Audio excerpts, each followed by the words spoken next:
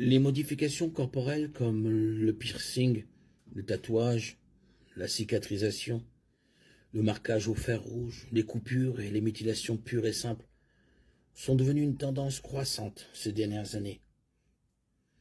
Le piercing corporel, l'insertion de bijoux dans diverses parties du corps est passé du traditionnel piercing du lobe de l'oreille au piercing du nez, du nombril, des mamelons et de la langue, des sourcils, des joues, des organes génitaux.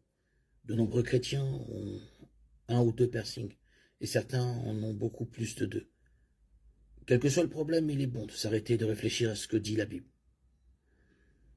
Nous commencerons par reconnaître que la Bible ne considère pas spécifiquement le piercing corporel comme un péché et que le dogmatisme sur la question est donc injustifié. Si tous les piercings corporels sont des péchés comme le disent certains, alors même un diamant dans le lobe de l'oreille d'une fille est tabou. Une telle position va trop loin, étant donné que les boucles d'oreilles et même les anneaux de nez étaient des accessoires pour les femmes hébraïques. Dans une métaphore étendue, Dieu rappelle à Jérusalem les bénédictions somptueuses qu'il avait accordées au peuple. J'ai mis un anneau à ton nez, des boucles d'oreilles à tes oreilles. Ézéchiel 16, 12.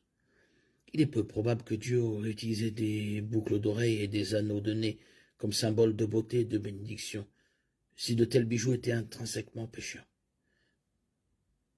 Je vous invite à lire Cantique des Cantiques 1, 10, 11. Nous devrions également considérer ce que la loi de l'Ancien Testament avait à dire sur la question connexe de l'incision de la chair et du marquage du corps. Le commandement donné à Israël était « Vous ne vous inciserez pas le corps pour les morts, et vous ne vous tatouerez pas le corps, je suis l'Éternel » Lévitique 19, 28. Il semble que la pratique courante parmi les nations entourant Israël était de couper, de percer ou de marquer d'une manière ou d'une autre le corps pour les morts. C'est-à-dire que ce couper faisait partie d'un rituel de deuil païen ou peut-être d'un rite superstitieux pour aider les esprits des défunts. Nous voyons ce type de comportement en action à l'époque d'Élie lorsque les adorateurs de Baal se taillèrent avec des épées et des lances selon leur coutume jusqu'à ce que leur sang coule. 1 Roi 18, 28. On peut dire, sans se tromper, que si un certain piercing corporel fait allusion au paganisme ou honore une fausse philosophie, alors il est un péché. Se faire une opinion éclairée par la Bible sur les piercings corporels exige que nous examinions les principes de la parole de Dieu et que nous posions certaines questions pertinentes. Quelle est donc ma motivation pour me faire percer le corps? Car nos motivations sont importantes dans toute décision que nous prenons. Proverbe 16, 2. En particulier quelque chose d'aussi permanent et potentiellement bouleversant qu'un piercing corporel. Est-ce que j'essaie de trouver mon identité dans une sous-culture?